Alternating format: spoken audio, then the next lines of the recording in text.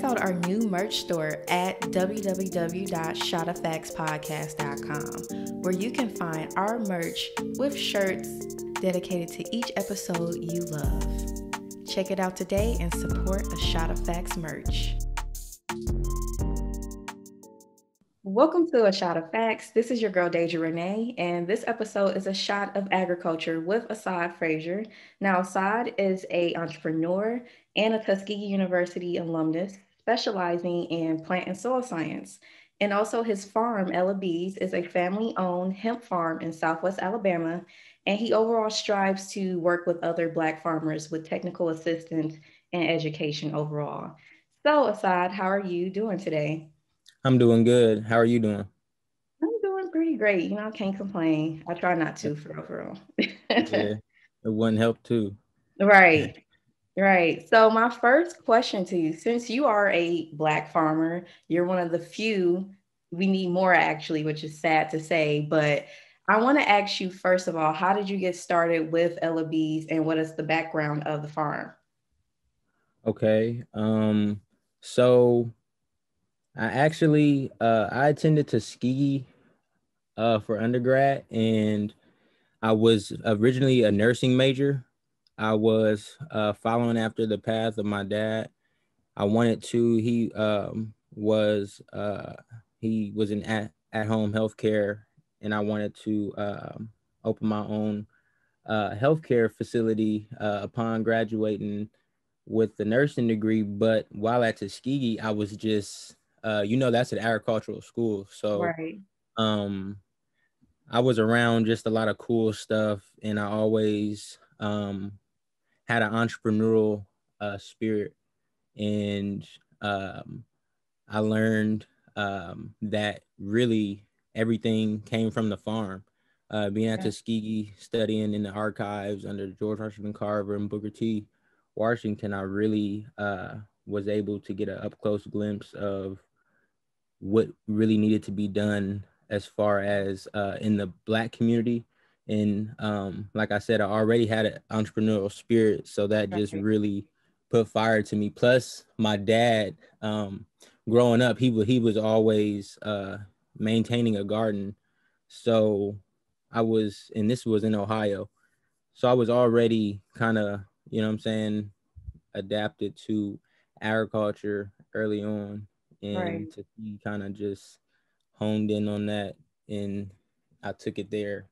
Um, Ella Bees, though, I got the name from my grandmother, my dad's mother, and my great aunt. It is my dad's aunt. And my grandmother's name was Ella, and my great aunt was Beatrice. Oh, So okay. um, I got the name from them, and it was kind of like my dad's idea that people don't technically die, but it's up to us to have them live on. And he had this thing where he started a garden for my grandmother back in like 2000, and I'm gonna be off. I think it was like 2007 when she passed away. 2008. He started a garden, Ella's Garden, in her name. So I kind of like piggybacked off his idea and put it something, I guess, for the whole family into like a business structure. So is this just mainly hemp or is it other crops Okay. as well? This was the first year on the farm. Um, so this we're dealing with land that has been in my family for, well, since 18 1870 something, Wow. from my knowledge. Like every time I keep looking, and every time I get time to research, I always find out like it's going back further. But right now I've come to 1870, that this land has been in my family. But for the past, like, say 100 years, we've really just been paying the taxes. So it has just, it's like it was forest land. I had to come down here, totally connect with the people in the community, find out who did the excavation work, find out who did bad work. I had to find out the carpenters, because there's a lot of skilled people in the area. Right. That's the thing in these rural areas. It's a lot of skilled people. It's just not organized. They don't really have businesses, they're just working for other people. Yeah. So once this has been literally the first year just coming in, had to get got a well put in. I'm almost done. Have to put the plastic over my greenhouse. We just had a really cold night last night, so that really put some urgency into me to finish this greenhouse up. But other than that, I didn't have a lot of time to do much other than plant a little crop of hemp this year. I had a little So garden. could you explain a little bit to the listeners who are not aware of what hemp is? Like, can you explain a little Okay. bit, the benefits Yeah. of it, or overall just what is it? Yeah. Hemp is technically, hemp is cannabis. Cannabis, if you think about, you have the let's say it's in the same family as marijuana, but cannabis is I want to say family name, and then you have under cannabis it branches out into marijuana, which is psychoactive, has the psychoactive property of THC in it, and Right. then hemp industrial hemp has the medicinal property CBD, and now since they initiated all these programs in these different states, these different hemp pilot programs, a lot of the research is coming out that there's even more than just CBD. I grew for the But it's more flower. than just CBD in hemp. Yeah, so Okay. there's so you can actually find CBD in marijuana as well. You can find THC in hemp, but it's in trace amounts. Okay. So, and that's what makes it hemp. It's so little THC that it looks just like marijuana, but it's so little THC that you can smoke, say, a whole acre of it and you won't get high. But I heard And you could still that still comes up in drug tests though, even if you consume or hemp or CBD. Sometimes it might come up as THC.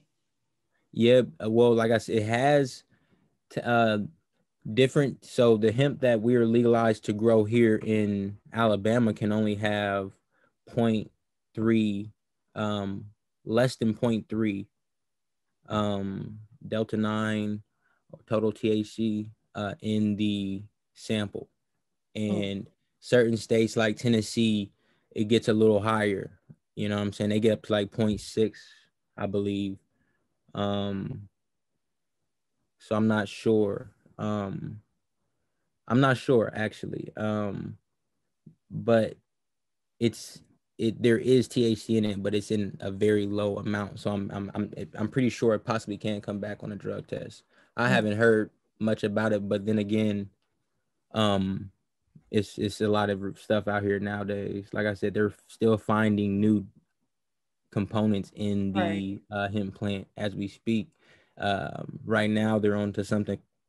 Excuse me, they're on to something called CBG, and um, these are medicinal properties or medicinal elements that are supposed to be antidepressant, help curb hunger, and a lot of the things that people use marijuana for, but it doesn't give you that psychoactive effect. A lot of people don't want to feel, Right.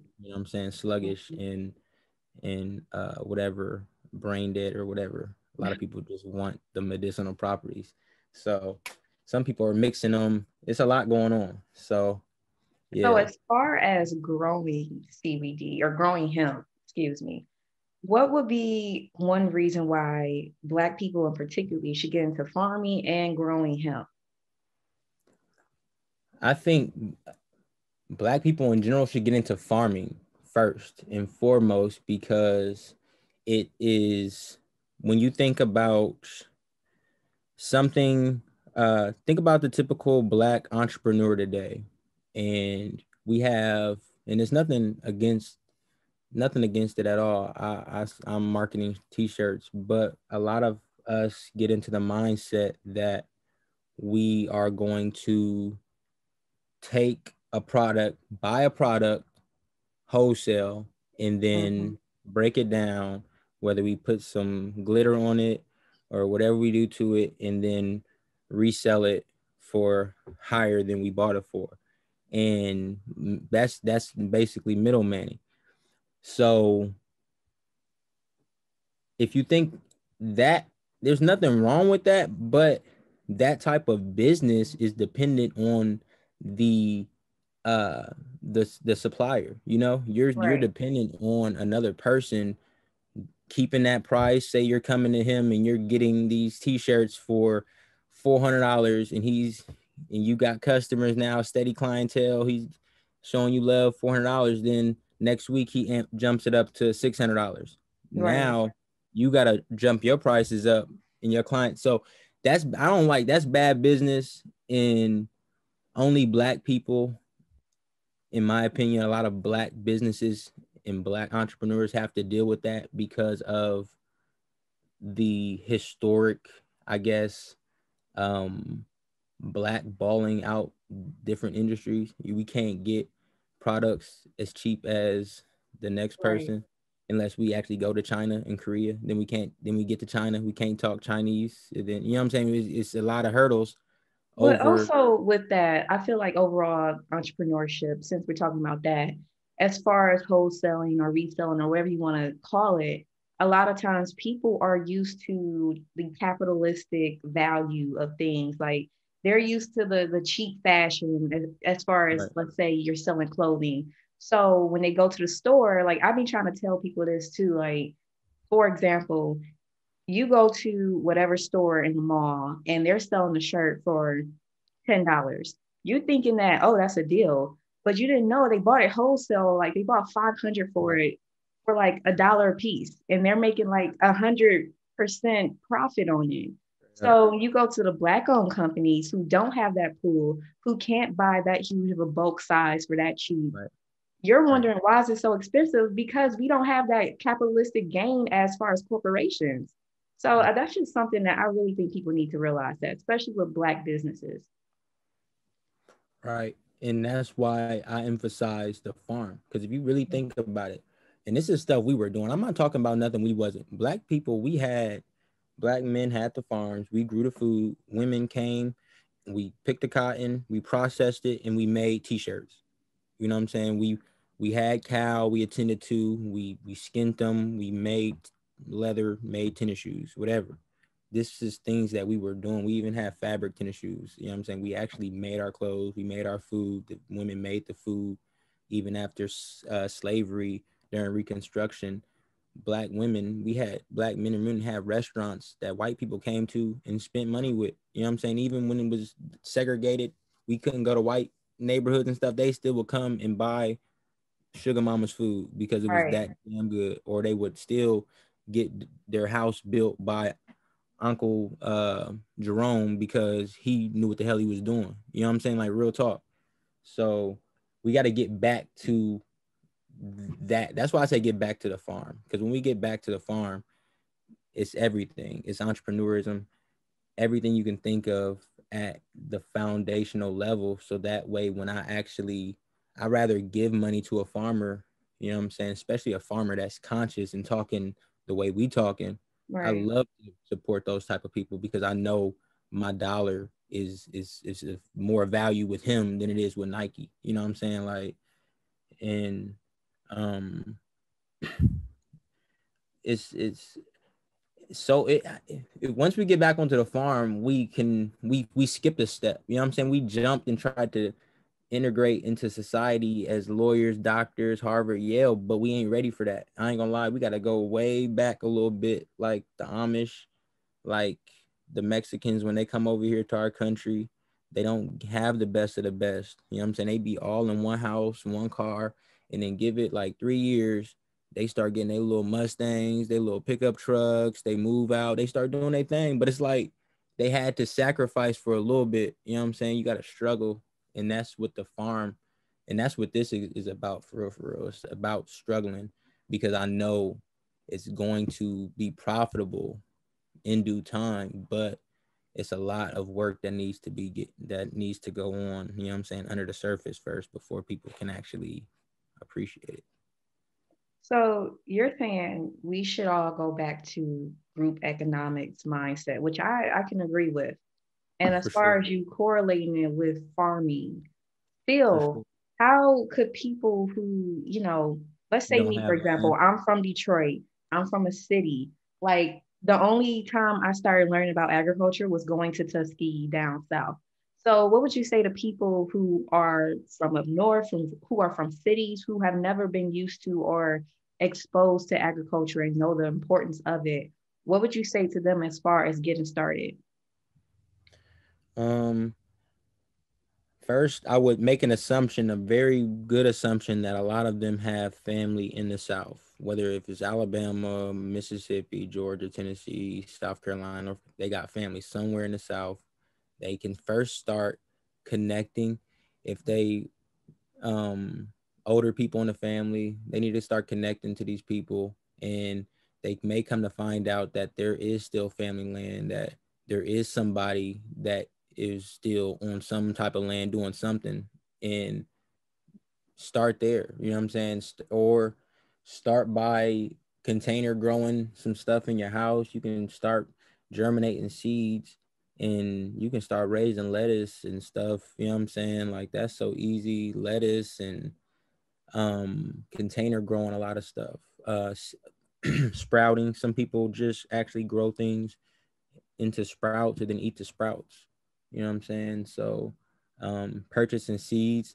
I keep telling people that live in the inner cities, the best thing that y'all can do every time y'all jump on Instagram and stuff like that, be buying heirloom organic seeds and store them in a cool, dry place and have that like by the bulk. You know what I'm saying? Like if you have that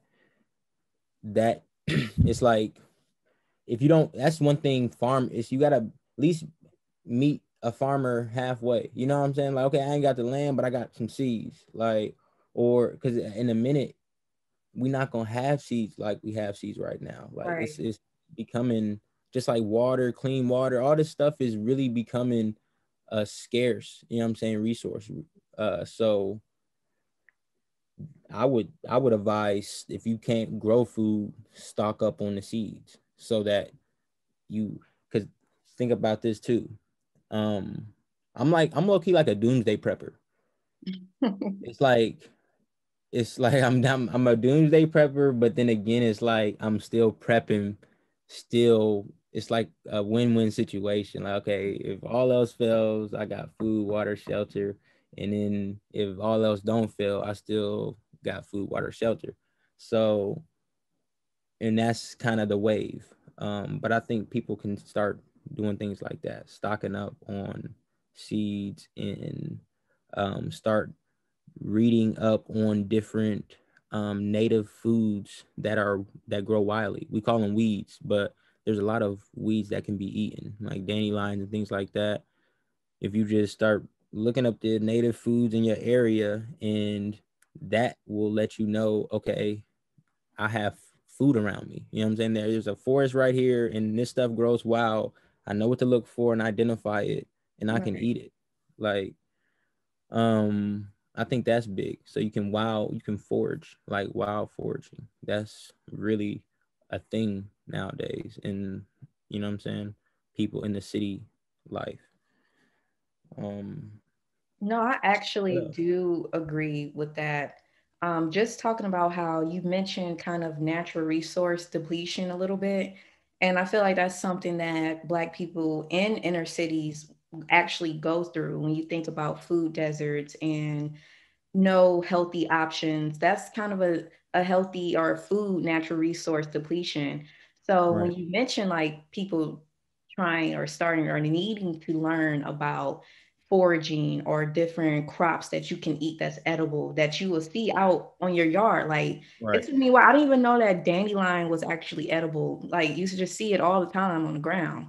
Mm-hmm. But that's something like, do you want to talk about that a little bit more? How all of the food deserts and the natural resource depletion kind of correlates with systematic racism and further proves why we need to get more educated with agriculture.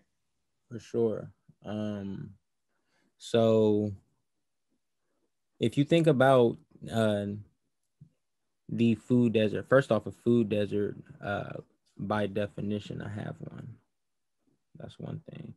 So if you think about a um, food desert, it is by definition an area that has limited access to affordable and nutritious food. So, because people think like, so for some reason, and this is not a crazy thought, but some people think that just because they got corner stores on every corner with potato chips and candy and chicken wing joints and things Mhm. like that on every corner, then that, you know what I'm saying, that's food. And that is not the definition. Was one of the definition, or part of the definition, was nutritious. And Right. even in like Tuskegee, Alabama, where there's two grocery stores at the Piggly Wiggly, you look at I the wouldn't even selection of count produce. Piggly Wiggly as a legit grocery store, but that's just my it's, opinion. it's like, but these people justify, the people who actually run, the senators, the governors, you know what I'm saying, the president, whatever, these people that run, and even the board members of Hmm. institutions, the people that run these places, they it's they actually, this is their logic. They don't supply nutritious food because the people don't want it. So, but that's the logic. But the when I lived there, and when I, you know what I'm saying, frequent these areas, the thing is people would eat it if it was there and available. Right. People, and the options are there. You have vegan options, and Like, how are people you will, going to come up to that logic that people don't want to eat that when it was never available? So, how do you know well, that? they say a lot of our spending, we spend a lot of our money on the junk. But the thing is, the junk is affordable, you know? Yeah. It's like, it's almost like these companies are being subsidized to make it so affordable just to kill us. Like when you look at the 2 liter of soda pop, and then Hmm. you look at a little bottle of water like this, and the 2 liter is 99 cents, and then this bottle of water is like $1.09 at the gas station. And then it's like, Hmm. okay, I would think more water went into making that soda pop than there is in this bottle of water. But it's like almost incentive, like these, just like Walmart. It's like these companies are getting, they get paid, so even they can keep their prices low. You know what I'm saying? Like there's an agenda behind it. So But also from those stores, the fresh vegetables and fruits are always inflated in price too. So we got to think about that as well. And right, that's why I think we should support more like farmers markets, local farmers, because straight these up. stores really inflate on fruit and vegetables for some reason. Well, I know one reason that I can speak on is that you have areas like Tuskegee, Alabama, which was once a farming capital, you know, now importing majority of its produce to the grocery stores. A lot of that produce that comes in and out the local grocery stores, even up to, even in Walmart, they're coming out of state, coming out, you know what I'm saying? They should be coming from Tuskegee. Right. So um You would think education, that I it's think, is coming really from, big. you would think that it's coming from Tuskegee, as big as the farms are there, but that's another story for another day. Right. Yeah, but going back to overall farming, I wanted to ask you, what are some pros and cons of building and maintaining a farm? Well, some of the pros um would be just when you're building a farm, and I'm just speaking, I guess, on personal experience. I'm still young and beginning, so I don't want a farmer to come across it and be like, "What? He don't know." So, but I feel like you put. I've always wanted to just being in college for the past, say, um, I graduated undergrad and I kind of went right back after a year. So I was in college for about like 7 years, like almost straight. So I felt like I was always moving. I would make one place home one semester or 1 year, then I'll be moving like all my stuff. And And I was getting tired of doing that. I wanted that really, and I knew I wasn't going back home. So I really wanted a place that I could start investing my money and time into that wasn't going nowhere. You know what I'm saying? Like I wanted a place that I can just have everything, like, you know what I'm saying, just everything. So, and just never worry about moving it. So right, one of the pros has been that being able to actually have something that, because I don't have any children, anything yet. So it's almost like this is my child. So all time and dedication is going towards this. So and I know the harder I work at this now, the more, or the older I get, the more this will take care of me. So that's the benefit of a farm. Like I can feel that. I'm like, okay, the more work I'm gonna put in out here, like I know I can retire. Like, but I just have to like really, really work. It's a lot of work. right. And so it's an investment, a very good investment, I feel like. One of the best investments as I think as I think one of the best investments anybody can make. You know, it's like somebody has to have a farm in the family. That's why you have families that have farms. If you think about like the Clintons, they got a farm. The Bush, they have a farm. You know what I'm saying? These big politicians all Right. have land that even if they not attending to it, somebody working it still. And it's been being worked since the old days. So I think it's and some of the cons. Let me get on that. Um, some of the cons would be basically being in a secluded area. Uh, a Mm, lot of a lot of Black people own land in the rural South. You know what I'm saying? We don't have too much land in DC, uh, California, things like that. We got a lot of right. land in the South, so it's still really rural, and mentally it could be kind of uh it can kind of play a role on you because, or play a toll because we come from the city, you know what I'm saying? So you come down here and it's like, oh man, this is boring. Yeah, that's So, how I felt at Tuskegee. well, it's even Yeah. worse like that where I'm at now. I'm in the country. It's Tuskegee. It was cool because it had a school, you know what I'm saying? So it Right. brought people from all over the country in that little area. We got turned. But uh the rural South in general, it's nothing but old people. You know what I'm saying? Like it is with Tuskegee. It's like Tuskegee in the summertime. If you stay down Right. there, Mm-hmm. so Yeah. it's really boring. Ghost And town. it's, yeah, boring is cool though. Like I don't mind boring, but mentally it can almost feel like, because I stay in an RV. I have an RV. I'm on 40 acres and I'm like, I have no neighbors. There's nobody. It's literally like I'm so much secluded. I have my dog just outside, and I know he's not going nowhere because it's Right. like, where you gonna go? Like he looking around like, so he just be chilling, no fence, no nothing. He just chills, and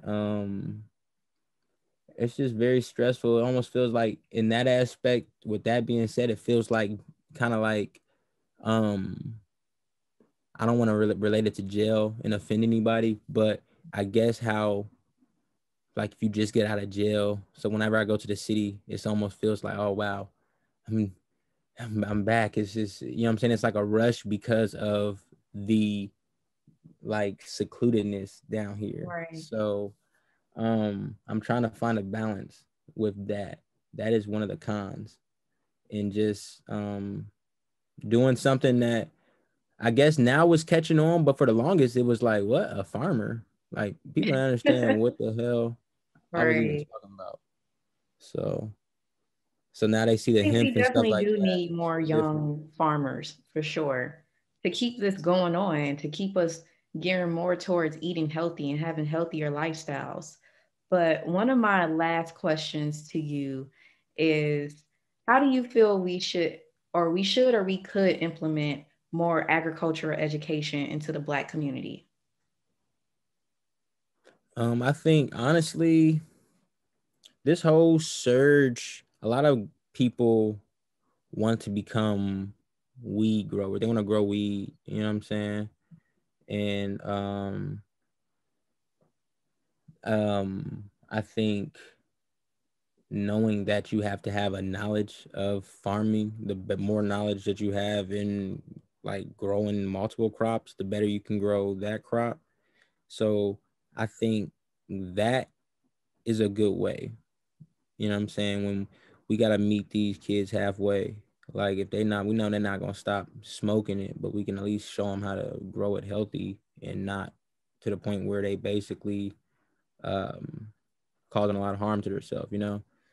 So um, I think that also females. I think we need to get females back to being more like, I guess,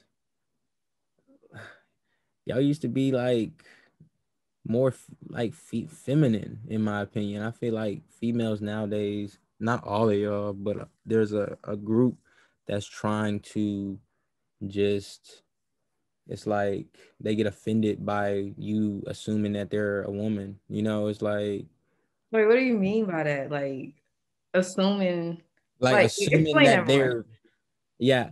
So I don't want to put my foot in my mouth, but it's like um basically when you assume that it's a woman's job to, say, raise the children or attend to the home, make sure the home is nice and cozy and peaceful and designed, decorated nice. If it's like, what, like, how, I'm not, like, that's the attitude. How I don't want to go to work? Like, and like, you might take care of the kids or something, like, you know what I'm saying? You know what I'm saying? It's like, So I'm half and half on that because I feel like people pick and choose what traditional roles they want to take and use or implement in their relationships. And I think that goes for men and women. People pick and choose what traditional roles they want to play. right. But I also do feel like either you're all traditional or you're not. I'm But all traditional. yeah, but some people, like I said, they want to pick and choose. So I could say like some traditional values I do agree with. I'm not going to lie and say I don't. But I do feel like people have free will to do what they want, So I just feel like, I don't know, roles are subjective, but I do feel like some traditional values we do need to bring back into our community, like having two parent households and having that family structure. That's something that I feel like we definitely need to bring back. Right. Yeah. Like I'm all the way. So I think where it goes bad is when men say exactly what I just said and they don't believe that men should be the providers. Like, Yeah, that's where it's that's like, okay, usually no, where no, the you off. problem, yeah. So I do believe men should be. That's the thing. I believe women, y'all shouldn't have to lift a finger, but raising the children and like cleaning up the house. If y'all, like, the thing is, But a some women man and don't a want woman can't that. work all day. A man is, that is the job though. It's like, if you supposed to you supposed to marry a man that's boss enough to have you work for him. And if that's your job, that's your job. That's all I'm saying. It's like, okay, you can split the roles up if y'all want to and then go to work for another man. But if this man is saying you don't have to do that and you still can live how you want to live, lavish and whatever you want to do, but you don't have to go to work for another man, you can work for me. And that's all he wants you to do is just take care of the house and help him raise the kids. That's it. That's I think that's where those women I was talking about, that kind of, they don't like that. They want things to go their way. So it don't even matter. Like this argument, it could go anyway, messing with talking about a woman that I'm talking about, because it's just whatever. They're just gonna be against the grain just because. I'm just talking about somebody to submit. It's like, okay, we're not submitting. Those days are over. We're not I feel like arguing. women still do submit, but like the men, a lot of times they don't have anything to submit to. So you gotta come correct. You want a woman to submit to you, you gotta have something worth her submitting to. Facts. I understand. Yeah. I can agree. But let's go back around to agriculture before we both get canceled. All right. But no, my last question is, do you have any last words of recommendation, advice, or just words of encouragement for the listeners to know about, especially pertaining to agriculture? I would say start to study. If I were you guys, I would be using all this time we have on the internet to actually be learning stuff. Learning stuff about agriculture, about nature, just about the outdoors. That's the only thing I think is one of the only real things that we have is actually, you know what I'm saying, is the environment. So we have to start learning about the environment more, and that will in turn teach us about our role that we should play in the environment. And I think that is most fundamental right now, besides all the political stuff going on. You know what I'm saying? It's a bigger issue, and that's just the environment. Right. So Hey, and where can we find you as far as social media, website, or just anything in general? Where can we find I you? am right now, I'm working on a website for Ella Beas, but right now I'm on Instagram as Ella.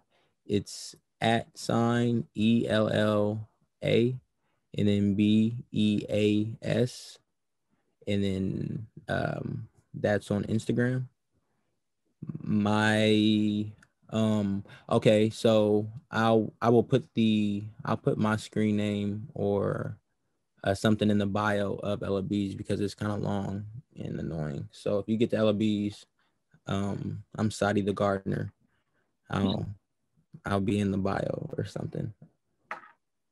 Okay, you guys heard it. I'll make sure to add Asaud's information in the show notes.